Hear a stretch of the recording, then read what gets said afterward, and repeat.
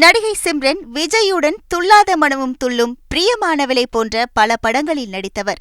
அவர் முன்னணி ஹீரோயினாக இருந்த நேரத்தில் விஜய் உடன் நடித்த படங்கள் தற்போதும் பேசப்படும் படங்களாக இருக்கின்றன.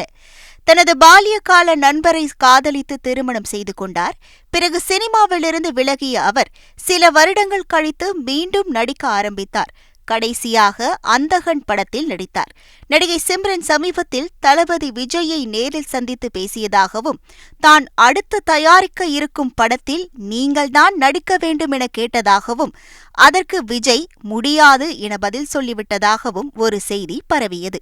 படம் தயாரிப்பது எல்லாம் ரொம்ப கஷ்டம், அதிகம் செலவு இருக்கும் என விஜய் அட்வைஸ் சொன்னதாகவும் முன்னணி பத்திரிகையில் வெளியான செய்தியில் குறிப்பிடப்பட்டிருந்தது. அது வதந்தி என சொல்லி சிம்ரன் கடும் கோபமாக இன்ஸ்டாவில் பதிவிட்டு இருக்கிறார்.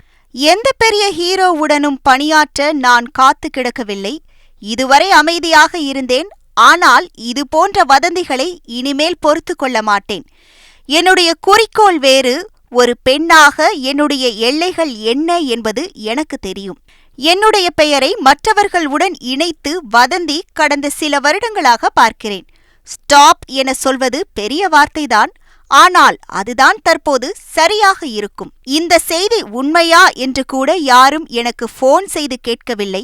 என்னுடைய உணர்ச்சிகள் பற்றி யாருக்கும் கவலை இல்லை. பொய்யான செய்தி பரப்புபவர்கள் என்னிடம் மன்னிப்பு கேட்க வேண்டும் என சிம்ரன் கூறியிருக்கிறார். செய்திகளை உடனுக்குடன் தெரிந்து கொள்ள உடனே சப்ஸ்கிரைப் பண்ணுங்க.